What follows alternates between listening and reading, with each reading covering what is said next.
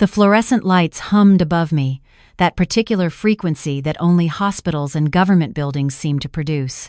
I'd spent 30 years of my life under lights just like these, but never had they felt quite so interrogating. The conference room smelled of industrial cleaner and stale coffee, and my hands rested on the polished wood table, steadier than I expected them to be.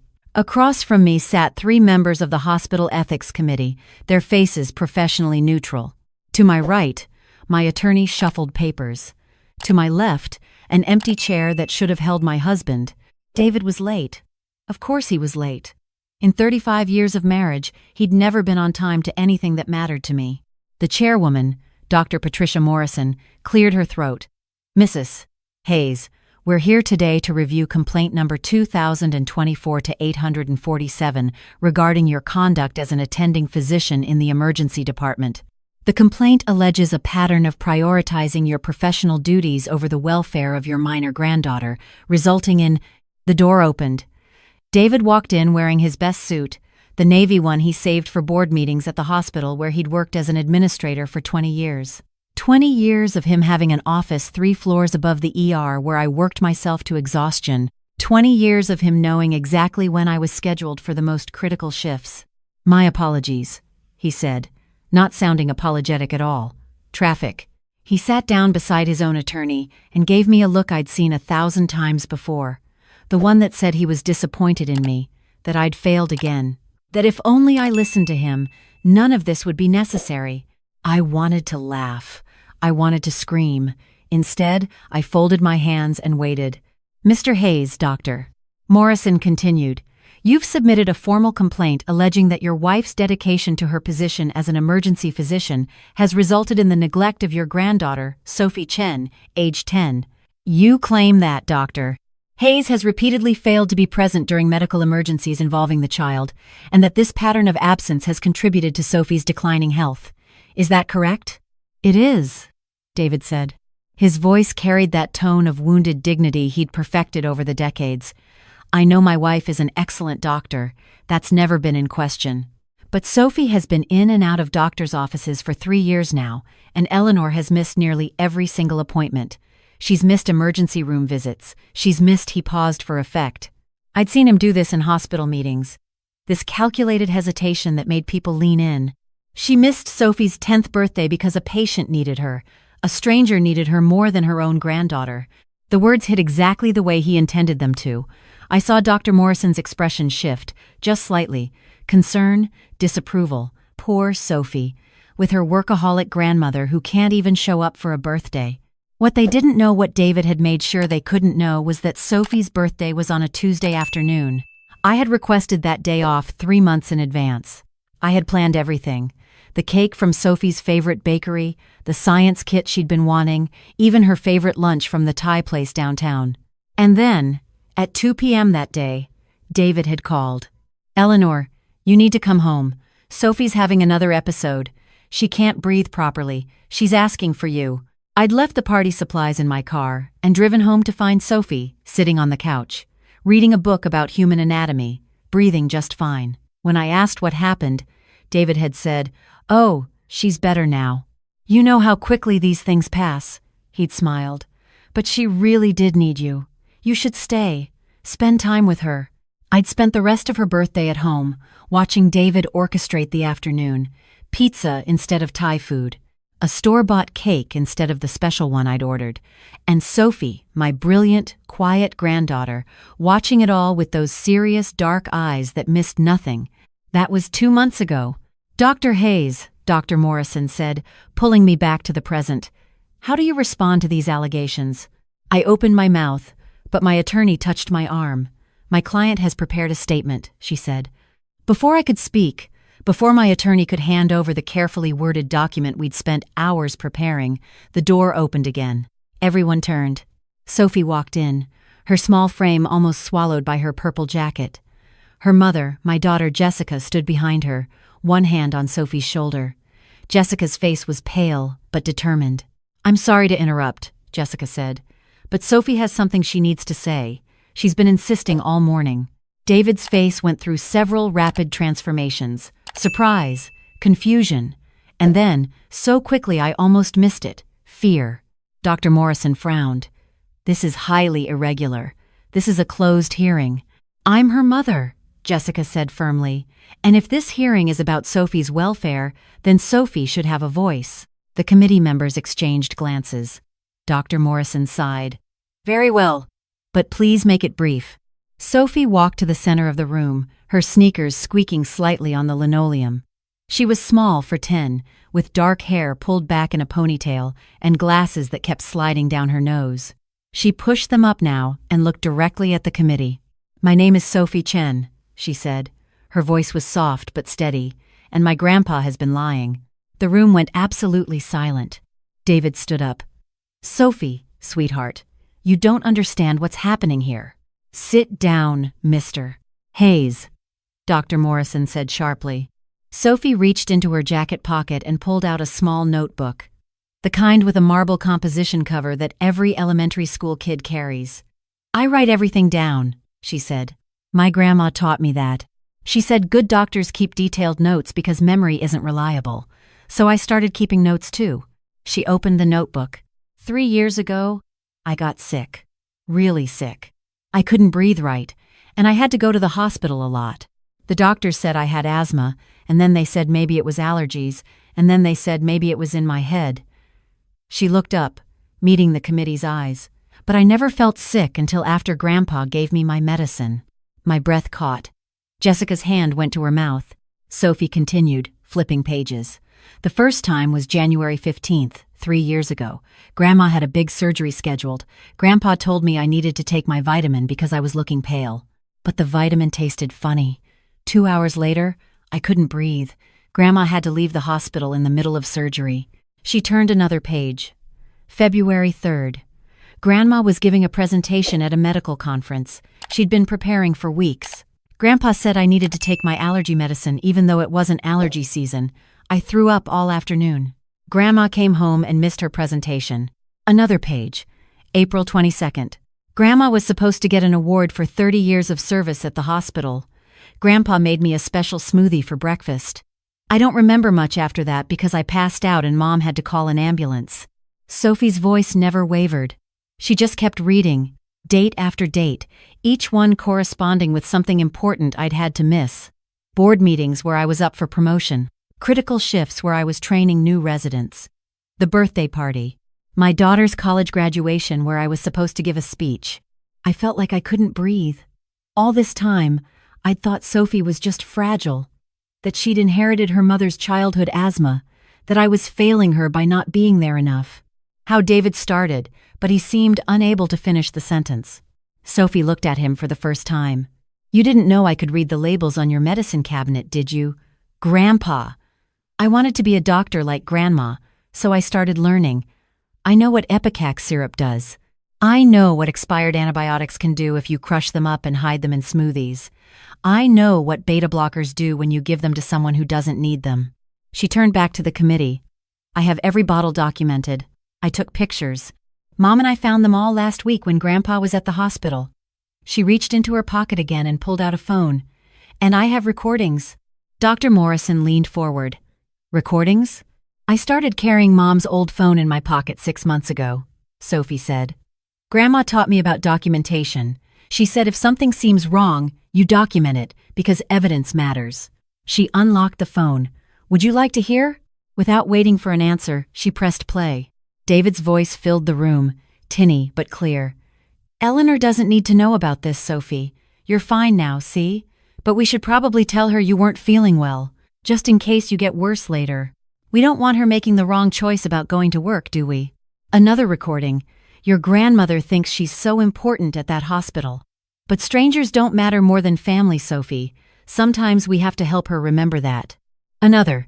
Take this pill, sweetheart. It's just to help you sleep. Your mom doesn't need to know. We're just making sure Grandma can focus on what's really important. Each recording was time-stamped. Each one corresponded to a date in Sophie's notebook. Each one was followed by an episode that required my immediate attention. I watched David's face drain of color. His attorney was frantically writing notes. My own attorney had stopped pretending to take notes and was just staring. Doctor, Morrison's expression had moved past professional neutrality into something I recognized from my years in the ER. The look we got when we realized a patient's injuries didn't match their story, when we knew we were looking at something deliberate. "Mrs. Hayes," she said quietly, "did you know about any of this?" I shook my head. My voice came out rough. I thought I was failing. I thought I was choosing work over family, over Sophie. I thought I stopped, took a breath. I thought I was a terrible grandmother. Jessica spoke up, her voice shaking. "He did it to me too. When I was younger, I wanted to go to medical school like Mom, but I kept getting sick. Panic attacks," he said, "anxiety about school. He convinced me I wasn't strong enough for medicine, that I should study something less stressful. I ended up in library science instead." She laughed, a bitter sound. "I loved books, so it wasn't a terrible life, but it wasn't my dream. And now I know why I was always sick right before my MCATs, right before my interviews." David finally found his voice. "This is ridiculous. Jessica, Sophie, you can't believe Eleanor. Tell them this is insane. I've been trying to protect our family. You worked 80-hour weeks. You missed dinners, holidays, school events. Someone had to put family first. By poisoning a child?" Dr. Morrison's voice could have cut steel. "By systematically sabotaging your wife's career? By making your granddaughter sick?"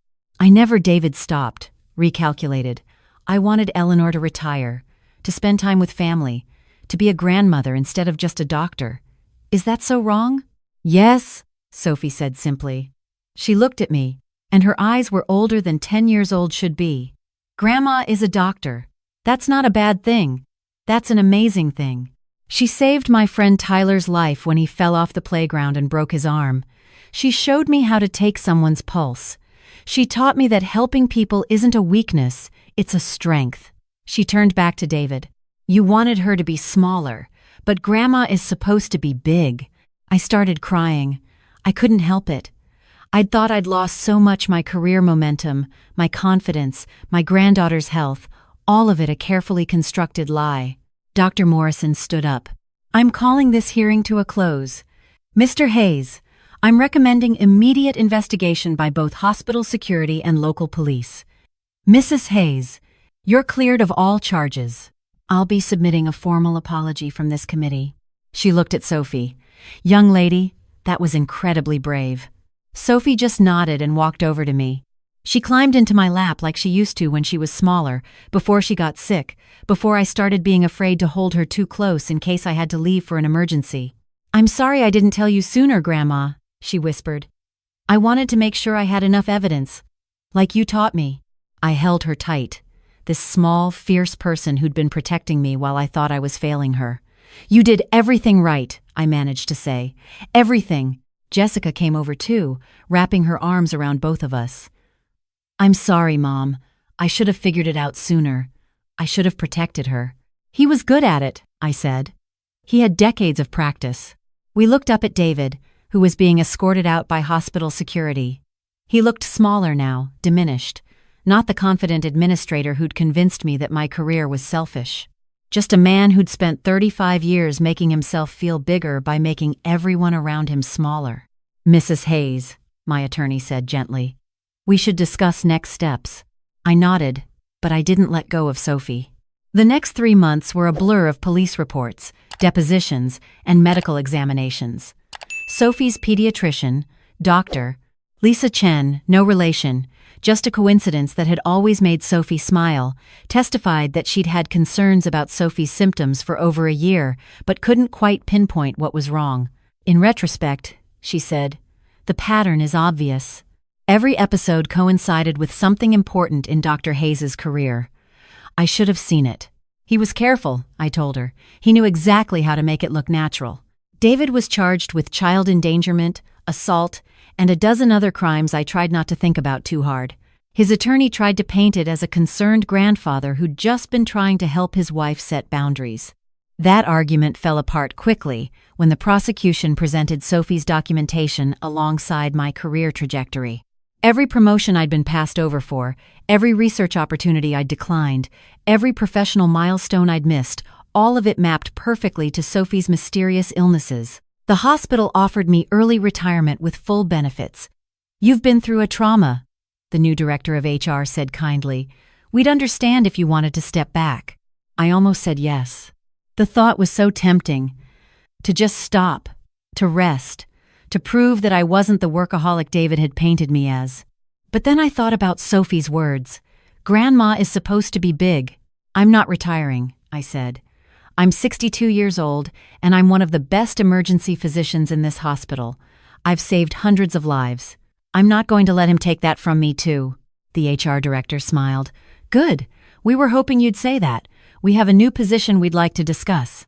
Directing the emergency medicine residency program. It would be days only, more regular hours. You'd be training the next generation instead of working the trauma bay." I thought about it. Days only. Home for dinner. Time to actually be a grandmother instead of just surviving. "Yes," I said. "I'd like that."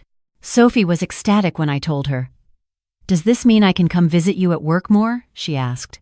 "If you want to," I said. "But you know you don't have to be a doctor just because I am, right? You can be anything you want." She looked at me seriously.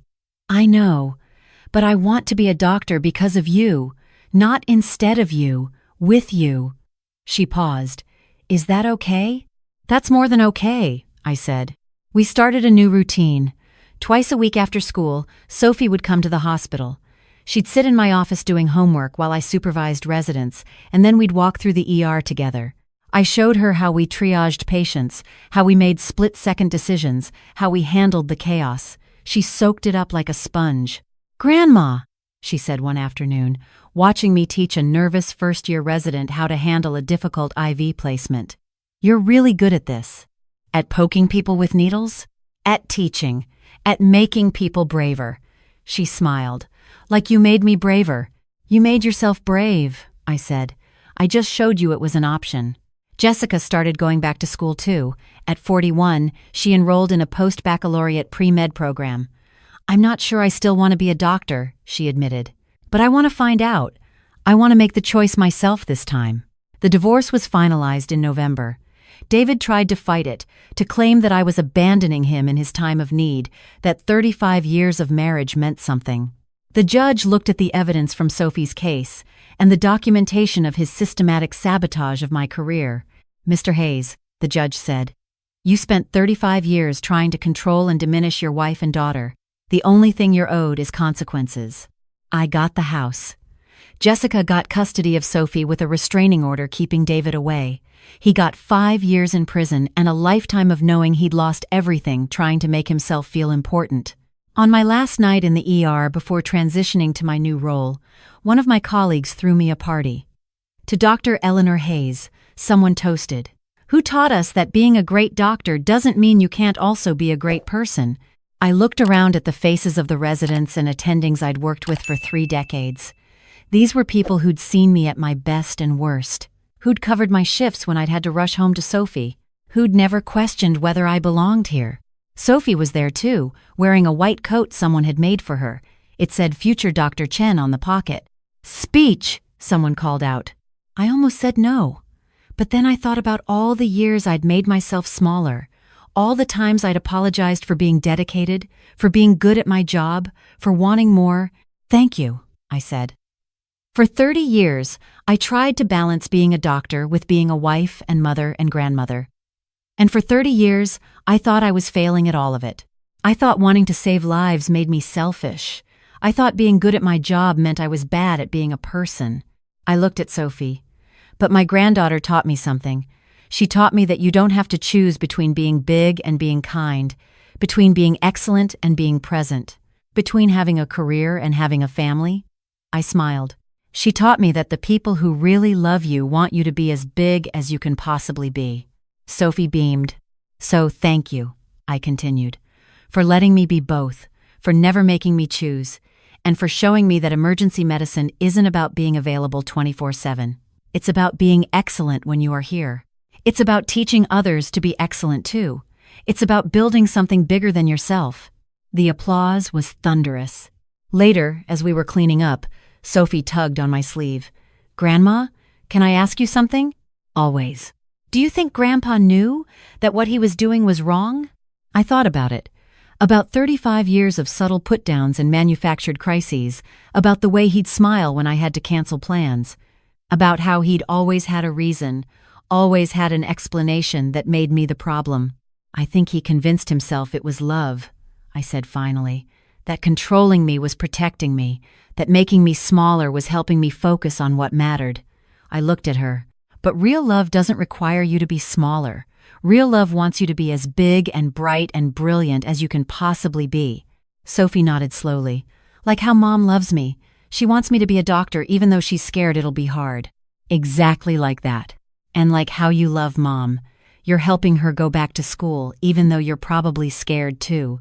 Very scared, I admitted. But also very proud. Sophie smiled. I think that's real love then. We walked to the car together, and I thought about all the years I'd spent afraid. Afraid of being too much. Afraid of wanting too much. Afraid that my ambition made me a bad wife, a bad mother, a bad grandmother. But Sophie had been sick, and she'd documented it. She'd collected evidence. She'd been 10 years old, and braver than I'd been in decades. Sophie, I said, thank you. For what? For being exactly as big as you are. She laughed and took my hand. You too, Grandma, you too. 6 months later, I stood in front of my first class of new emergency medicine residents. 23 eager faces, most of them young enough to be my children. Some of them were probably terrified. All of them were probably wondering if they'd made the right choice. Welcome to emergency medicine, I said. You're here because you want to help people in their worst moments. You're here because you're brave enough to make impossible decisions. You're here because you want to be excellent. I paused. But I need to tell you something. Being excellent isn't about working yourself to death. It's not about sacrificing everything. It's not about choosing between your career and your life. I smiled. My granddaughter is 10 years old, and she taught me that. She taught me that you can be brilliant and kind, dedicated and present, a great doctor and a great person. I saw a few of them relax. Just slightly. So here's what I'm going to teach you, I continued. How to be excellent in the time you're here. How to make good decisions quickly. How to trust your training and your instincts. And how to go home at the end of your shift knowing you did your best. A hand went up. Dr. Hayes, what if our best isn't good enough? Then you learn from it, I said. You document it. You ask for help. You do better next time. I smiled. But you don't make yourself smaller. You don't apologize for being here. And you never, ever let anyone tell you that being excellent at your job makes you a bad person. They nodded, scribbling notes. And in the back of the room, Sophie sat with her notebook, writing it all down, like I'd taught her. Like I'd finally learned myself. We were both big now, and we were never going to be small again.